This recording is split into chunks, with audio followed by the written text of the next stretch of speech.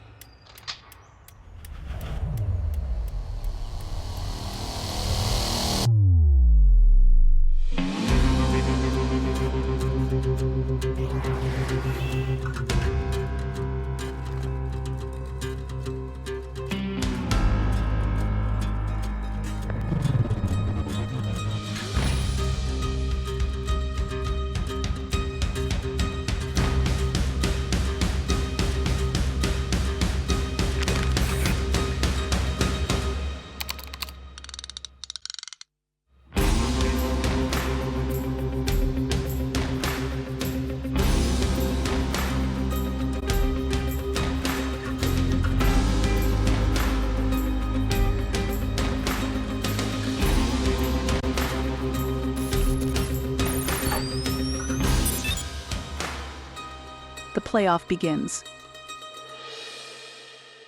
And let's get ready for the first playoff of the day. We have a stellar panel of speakers let me invite upon stage Rahul Munjal, CMD Hero Future Energies, Vibha Dhawan, DG TERI, Professor Dr. Andreas Bett, Director Fraunhofer, ISC, Dr. Julian Hochscherf, ESG and Sustainability Manager, HEP Solar, and we have Peter Hartmann, Management Board Member, Pre-Zero.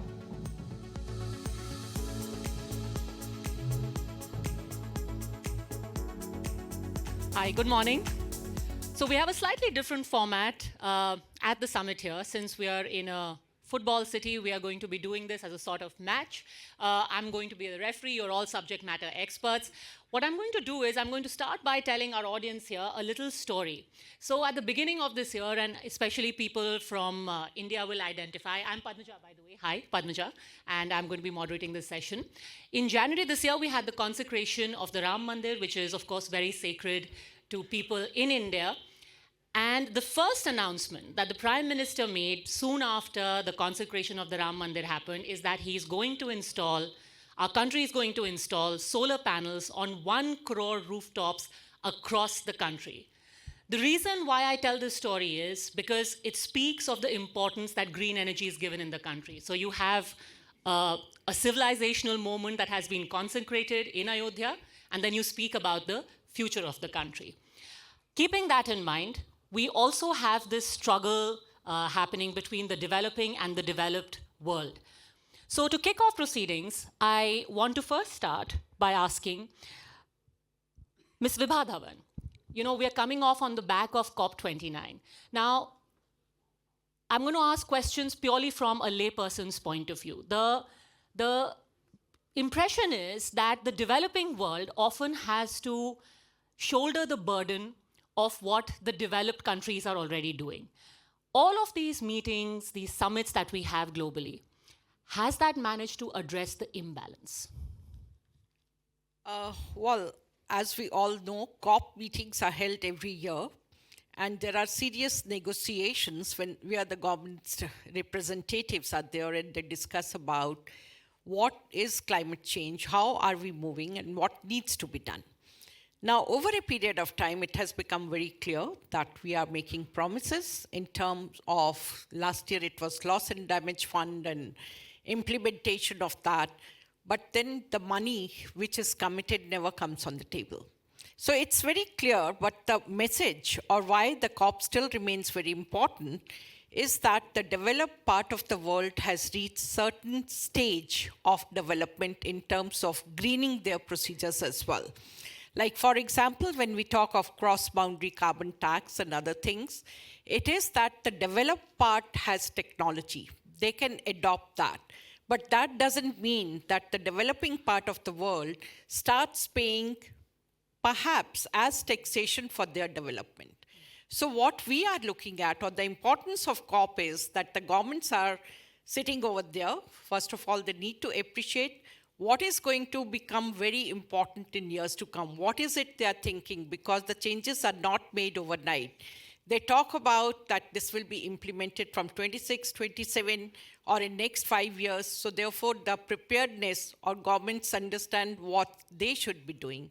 And the second important part is that as they have combined voice of developing countries, that then they say what they cannot implement and what they can implement. It's very clear that the kind of financing we require is not coming. And maybe it would be wrong on the part of developing nations even to accept that to some extent. But what is more important is let at least there be flow of technology. It's very clear, like if I talk at the international level, I don't think so. There are critics which say, which was 10 years back, that we all used to say, is climate change a real threat? But today we know, yes, it is a threat. And it's much the uglier than what IPC reports predicted. And therefore, we have to act in that direction. Now, the developed part of the world also has to realize that there is only one planet to live in. So let's not worry about IPRs. Let's not worry about, I developed the technology, so what I'm getting in return. They should be more towards, this is only one planet. Let me share, because if developing part of the world is not clean, I cannot be clean either. It's something like COVID, it's going to spread. So therefore, they have to be careful. When you say the money is not coming, who are the defaulters there? It's everyone. You look at the commitment which was made perhaps in every COP. It's not even 10%. Yes, we are spending money on the name of climate change, but maybe that's only to have meetings. It is not really saying that I'm going to give you soft loan. We are not asking for subsidy, but even the interest rates for the developing part of the world from international financing companies, it's much higher than what they give to the developed part of the world. So how do you expect where the capex is going to come from? So that the financing in that part also becomes important. Professor Bett, where do you think the gap between intention and deliverables still hasn't been plugged just as yet? I mean, I'm coming from research, so we are looking always forward. And we heard, God, we need money at the end. And our research is devoted to reduce the cost. I mean, look back 10, 20 years ago, solar energy was much too costly. So due to research and innovation, we are now in a situation that we have a source of renewable energy, and we have, in addition, wind and others. But it's important to look that we bring down the costs, that we can do a financing. And I agree with that. We need, in a certain way, a financial structure to really make it happen. But we must also look into the future, and that is why I really liked what you mentioned. We should look in the future and not look back what was our fault in the past, because developing countries are in some better shape, actually, to start with new technology, whereas the developed countries sometimes are very heavily struggling with old stuff and are not ready to proceed fast enough. So in my perspective, we try to work in a cooperative way to bring it in the whole world. And I think everyone here in the room can actually also start and contribute in a small way to reduce our carbon emissions. But we need technologies, and we need to develop that, and we put that in a financial framing. That's important, that we can make really business out of that. And I think in the past we made a lot of mistakes, we know that. We use our air and environment as waste for CO2. We didn't pay for that, and now we have a mess. So now I think we have to restructure the financing. CO2, paying for CO2 emissions would be one relatively easy way to go. that makes it more expensive for developed countries, for example, and push them to go faster into renewable world. So that is my really advice to do that, but we have to do in parallel also developing new technologies and make it even more cheaper. One important sentence to mix it up, because changing all our energy system, all sectors, is really challenging. It's very complicated. We look in all the different sectors and we see that this intermittent dependencies that will change our thinking. And this is something which is very, very difficult, which we find from research, to bring that into the mind of the people. That the old world is gone, we have to look forward. And this is a challenging part we have to do, and look into that we have a holistic approach for our energy supply in the future. Everyone has the realization, Mr. Munjal, that we need to look to the future. I was looking at our budget document. Speaking for India, we had a huge outlay. We had the Prime Minister Surya Yojana, like I mentioned. He said 1 crore solar panels we need to put. But then you have a new US president who's saying, I'm going to drill, drill, drill. How do you look into the future when you feel, here we are, putting our shoulder to the wheel, and then there is the world's largest democracy, which is saying, we're going to drill, drill, drill. So you're pushing us 3 steps back. How does that work? So he's actually saying drill, baby, drill. So it's not drill. I wasn't sure that would be apt for this audience. Yeah. So this is not the first time he's been the president, right? He was the president earlier as well. And I'll come to that in a little bit. But you must understand, for me personally, I'm a climate optimist. I know there's a problem. I know the world is probably already at 1.4. But I know if we spend some money, the biggest form of carbon emissions is the grid, is energy. Of course, transportation is another hard-to-abate sector, is the third, right? But for the grid, today we have solutions in wind, solar, and battery storage, etc. So there is technology, it needs to be used. Now, last year, the world commissioned or added 530 gigawatts of renewables. We're sitting in Germany today. German grid, if I'm not mistaken, is 250 gigawatts only. So we added more than the German grid to the world. So the world is spending money, and a lot of momentum is already there. So while he was the president last time around, Texas became the largest, I think, solar as well as wind producer in the US. So how much of a negative impact will he have? I'm not sure.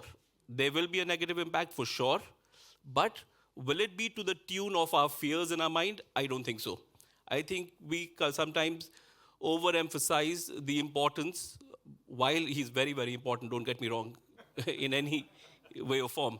But we underemphasize the importance of the rest of the world.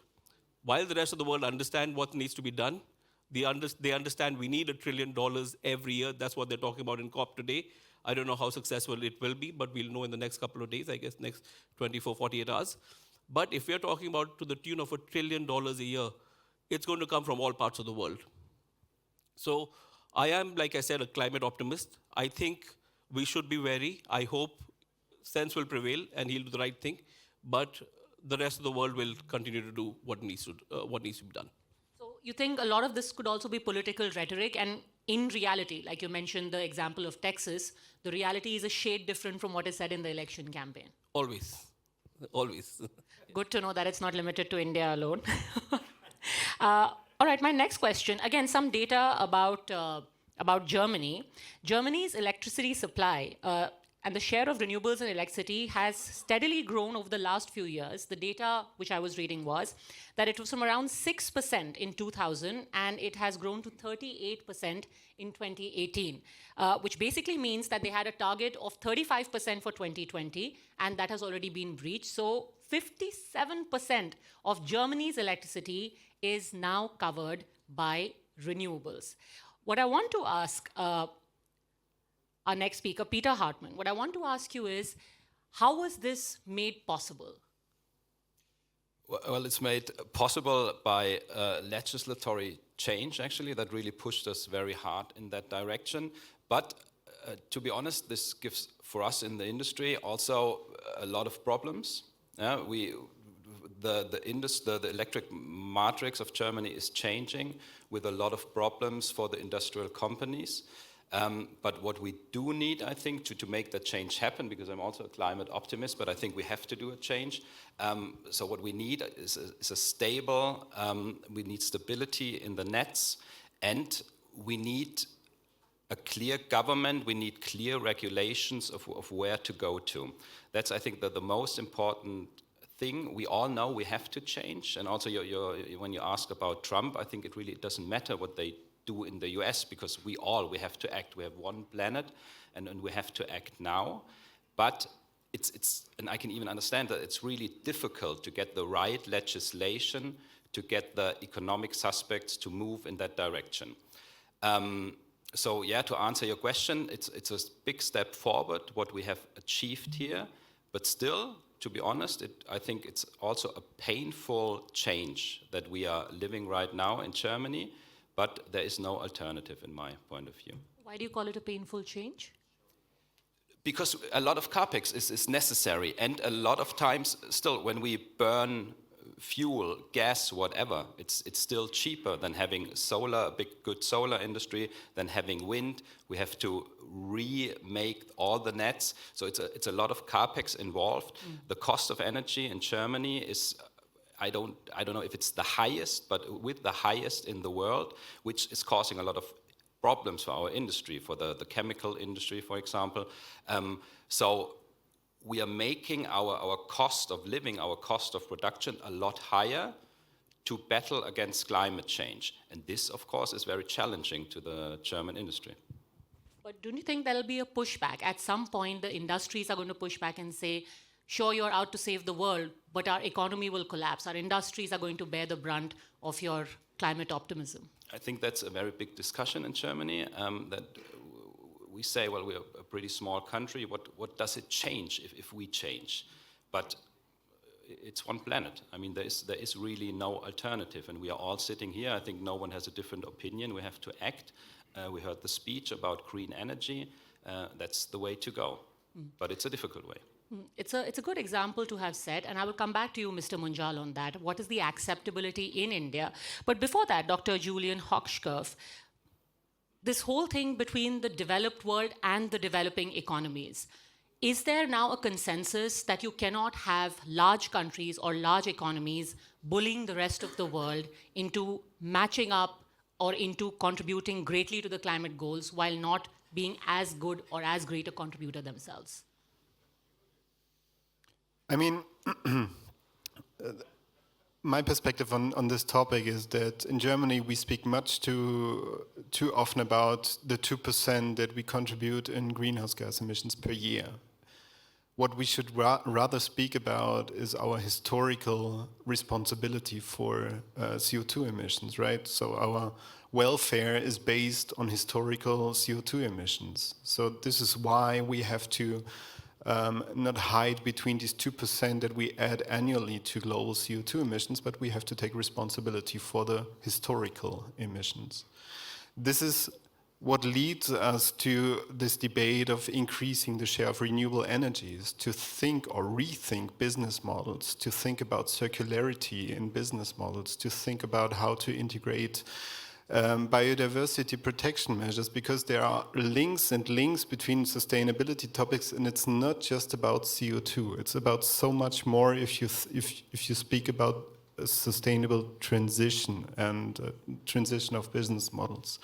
So you have to make the step from linearity in business models to circularity in business models. And also for the solar industry, for the renewable energy industry, this is true in order not to make the same mistakes again that you have been doing in the 1950s when you relied on, or when you build up your wealth on fossil fuels.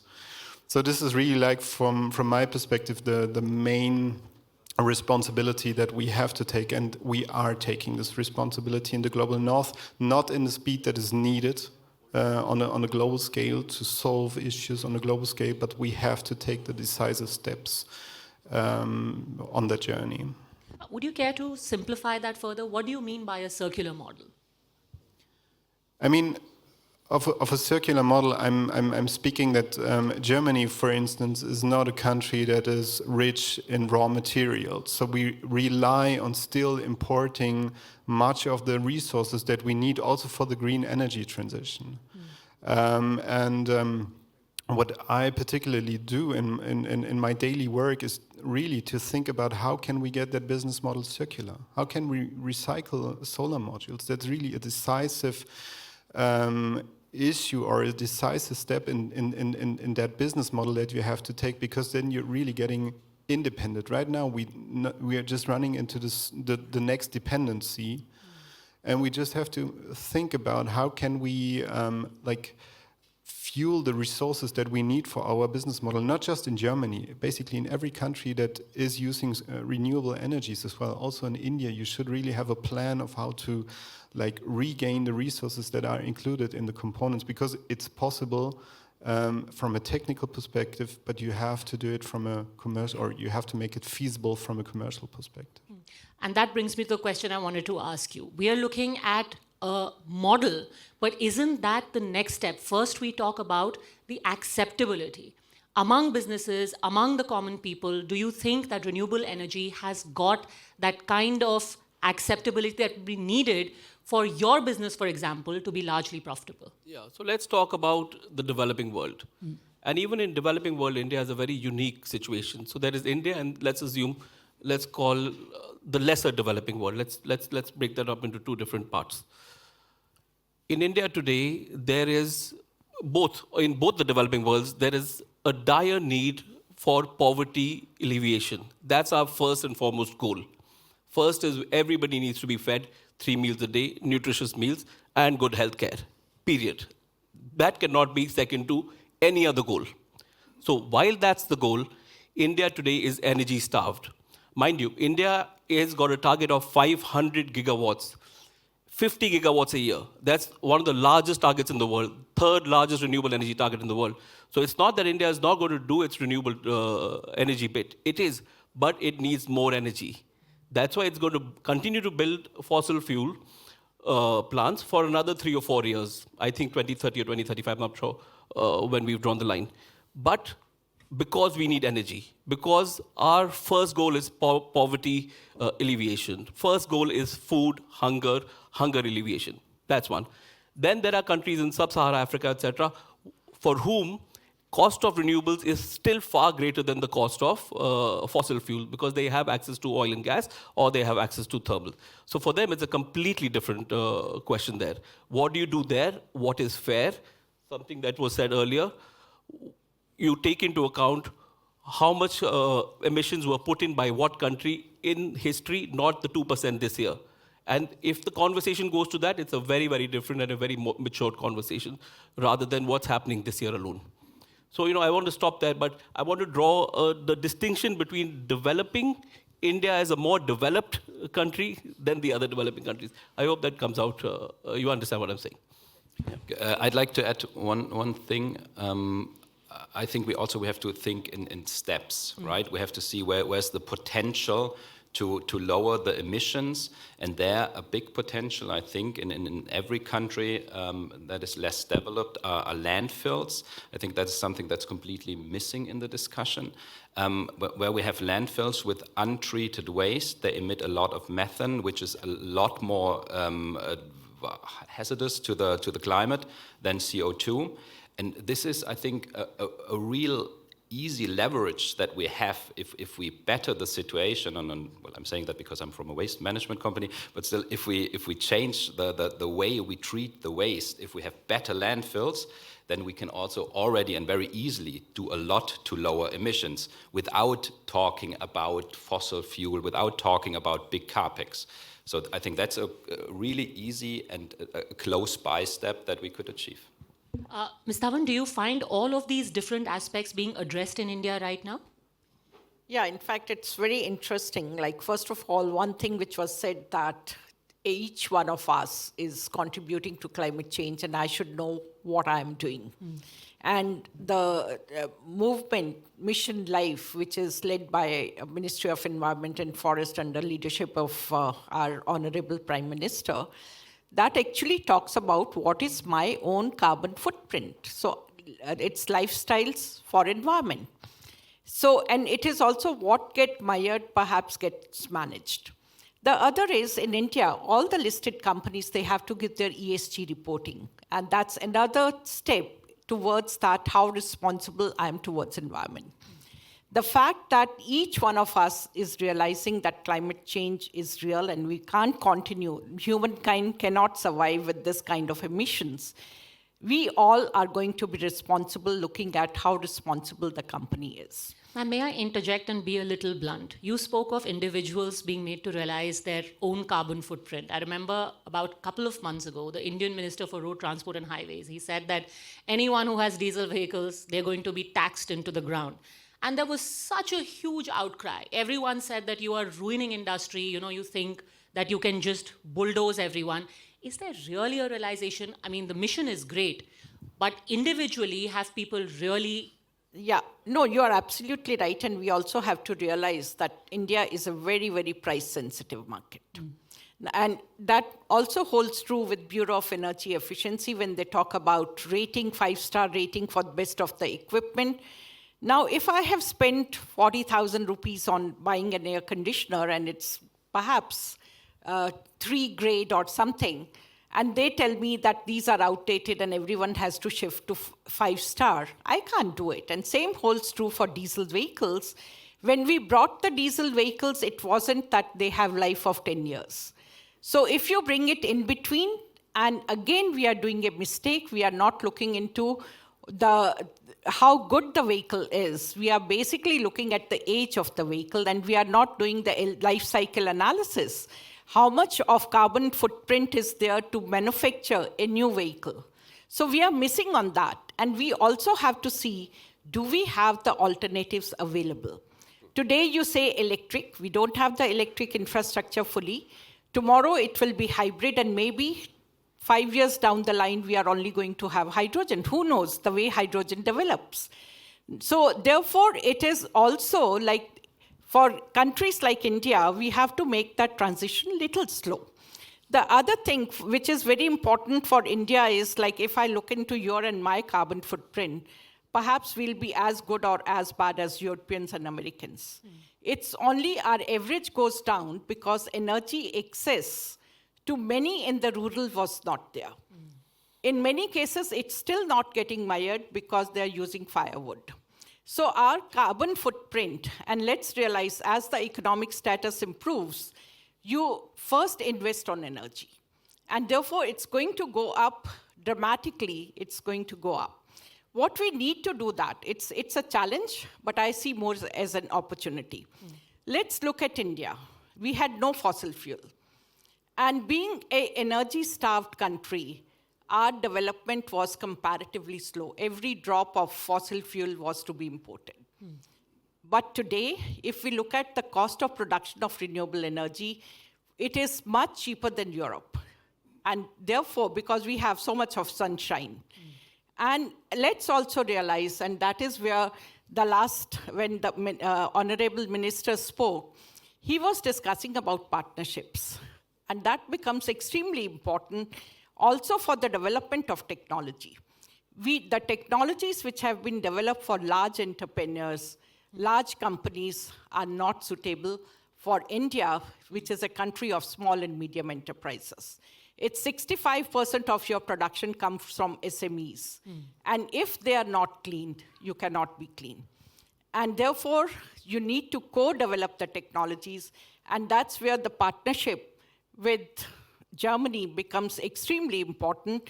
The new education policy in our country now that talks of dual degree programs that will give you an opportunity to have common PhD students, and they develop the technologies to the stage which is required by SMEs. It may not be the best, it may not be suitable for very large companies, but it's suitable for them. So co-development of technology also becomes important. Professor Bett, if one thing both countries could take away from each other? I think that is one thing which we certainly can take together is that we have to lower our CO2 emission. And the ways to do that, I think, is a little bit different. But I want to take up what was just mentioned, to cooperate. That's the way to go. We have our strengths, and there are strengths in India. And if we combine that, we are successful in the business and make money. At the end, we have to be honest, it's always about money and cost. And we heard nicely before that they have already 24 hours, 4 cents per kilowatt hour. We are talking in Germany in the best case for 7 cents. That makes a big difference if you go in manufacturing.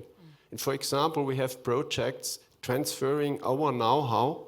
For example, we have developed a solar cell architecture called TOPCon, which is now the major architecture used in China. We transfer that currently to India to build up production lines for solar, because we need huge materials.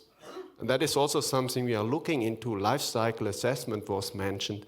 And that is why we look in circular economy, how we can design modules in a way that we can recycle it after 30, 40 years lifetime. How we bring back the material. We need really billions of tons, because we have to exchange all our system. And in a certain point, we will be limited by copper, because we go to more electricity. We know that already, and we are looking for substitute that and make better technologies. One important point, we set up in a university master's program, Sustainable System Engineering. We have a lot of students from India now with us, educating in our institute. They go back, some stay also in Germany actually, to continue. And that is something we can do together, both countries, because we need at the end knowledge and education to implement and to transfer also the mindset of the people. Thank you very much. It has been a wonderful session. I really wish we had way more time. I don't think that's a problem or discussion. We can, get into one discussion alone. But thank you very much for sharing your wisdom with us. A huge round of applause. Thank you.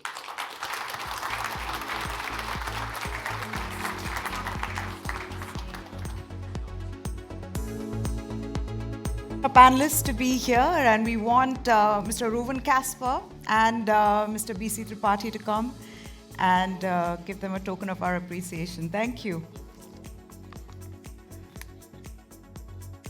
Madhur?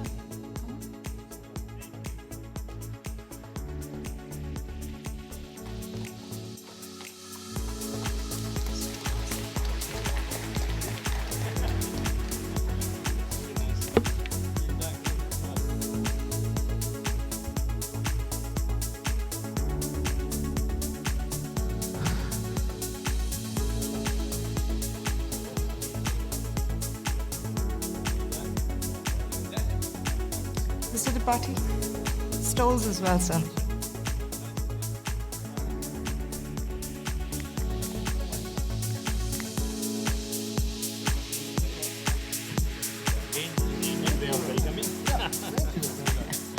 There you go.